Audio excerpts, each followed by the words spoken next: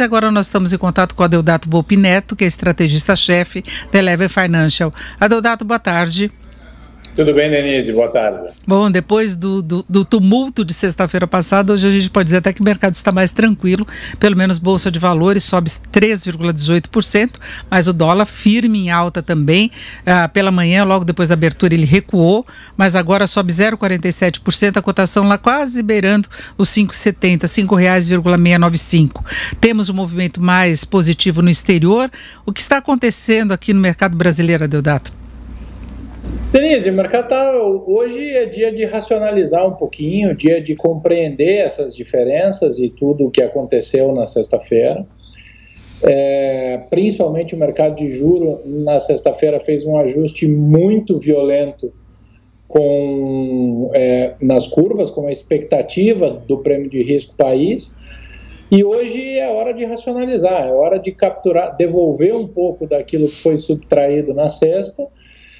Nós vínhamos em um caminho de recomposição dos níveis de preço após, evidentemente, a catástrofe que foi o mês de março, e o que me parece é efetivamente que quando a gente olha para o indicador de volatilidade do mercado internacional, que o principal deles é o índice VIX, que é aquele chamado índice do medo, que mede a volatilidade implícita nas opções do S&P 500, hoje ele cai mais uma vez fortemente, já se aproximando do nível de 30. Para vocês terem ideia, ele bateu 80 no ápice do estresse de março e veio caindo, acomodou mais ou menos na casa de 40 e agora se aproxima de 30.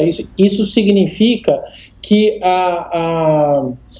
os preços estão oscilando de maneira menos abrupta.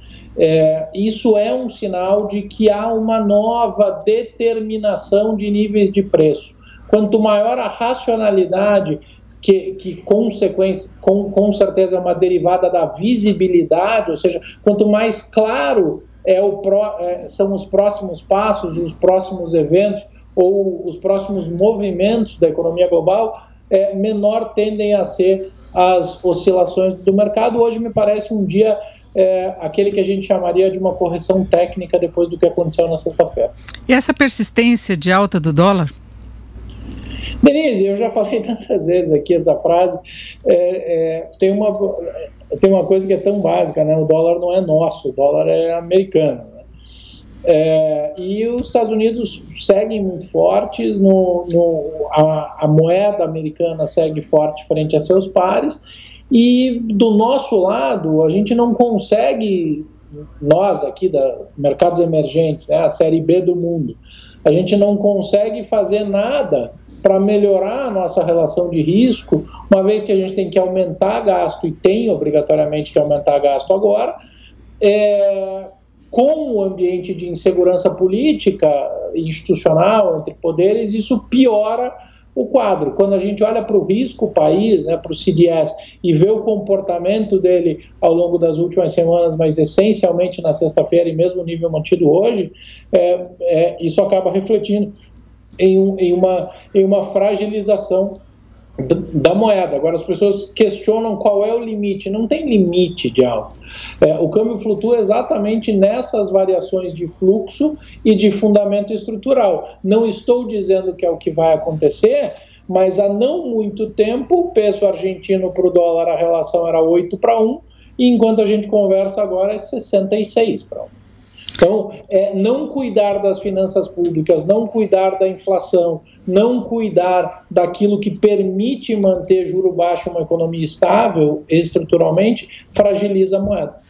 Isso quer dizer, então, que Bolsa de Valores pode se descolar dessas preocupações que nós temos em relação à condição fiscal do país, em relação a todos esses problemas e cenário internacional, enquanto a Bolsa mantém um comportamento mais alinhado com as bolsas do exterior?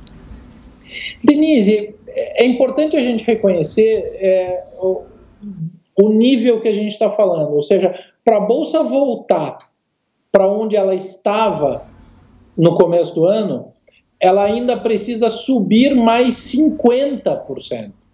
Então não é que ela está descolada, ela ainda converge para um novo ponto de preço de equilíbrio, que muito provavelmente no curto prazo seja abaixo daquele registrado no começo do ano, mas acima do registrado em março. Então a Bolsa trabalha globalmente para tentar encontrar o novo preço a partir do novo prêmio de risco em cada mercado, ou seja, do tamanho do estrago feito pela pandemia em cada economia e, por consequência, nas empresas que estão dentro, né? A Bolsa de Valores não é um bicho que tem vida própria, é a soma de uma série de empresas que negociam frações do seu negócio na forma de ações em bolsa, ou seja, quanto mais difícil for o cenário econômico, mais longa for a recuperação, menor tende a ser o espaço para uma retomada mais aguda da bolsa.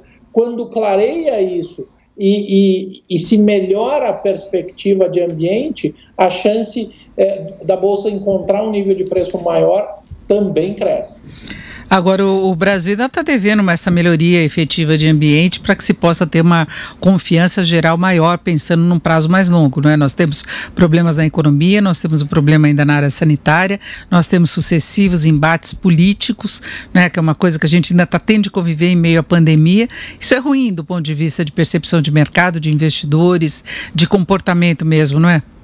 Tem que melhorar muito para ser ruim, né, Denise? É uma barbaridade a sequência de acontecimentos sob a ótica da análise de confiança, principalmente do investidor internacional. É muito ruído, é muito barulho, é muita ruptura, é muita discussão.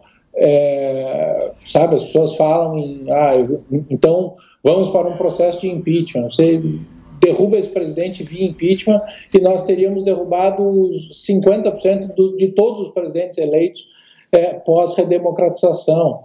Não estou aqui para julgar se cabe ou se não cabe, se merece ou se não merece. A questão é o seguinte: diferente de dizer, não, mas isso prova que as instituições são fortes. Não, isso prova que a gente não consegue criar um projeto consistente de longo prazo. Então, é muito difícil, é muito ruído, e evidentemente, nesse caso, o Planalto não ajuda em nada, mas acaba criando um ambiente de insegurança e de incerteza institucional, seria desnecessário. Ou seja, a gente tem tanta coisa fundamental para lidar, e assim, não é justo botar a responsabilidade só no Planalto, que é barulhento, que é ruim, que piora as coisas. Toda essa discussão de socorro aos estados está cheio de gente querendo aproveitar essa oportunidade para varrer lixo para baixo do tapete e jogar na conta do Tesouro Nacional um descalabro de finanças públicas dos entes subnacionais que estragam a nossa perspectiva de estabilidade econômica para frente. Eu acho que a gente tem uma dificuldade muito grande, Denise, de formar uma cultura de longo prazo. Nós continuamos olhando, politicamente falando, para o próprio umbigo, olhando o curto prazo, tomando decisões pensando na eleição desse ano, do ano que vem, na próxima, e enquanto a gente não conseguir desenhar algo que crie uma espinha dorsal de sustentabilidade, a gente vai ficar altamente vulnerável, e esse momento é um momento difícil. A gente não precisava estar tendo que lidar com tudo isso, mas ninguém ajuda, nem município, nem estado e nem Planalto Central. Uns fazem mais barulho, outros andam mais na surdina, mas cada um, se a farinha é pouca, o meu pirão primeiro, cada um tentando garantir uma bacia de pirão para si, e não tem sequer farinha para pensar em fazer pirão. Certo. Nós conversamos aqui com o Adeodato Volpi Neto, que é estrategista-chefe da Eleva Financial. Adeodato, muito obrigada, uma boa tarde. Um abraço, Denise.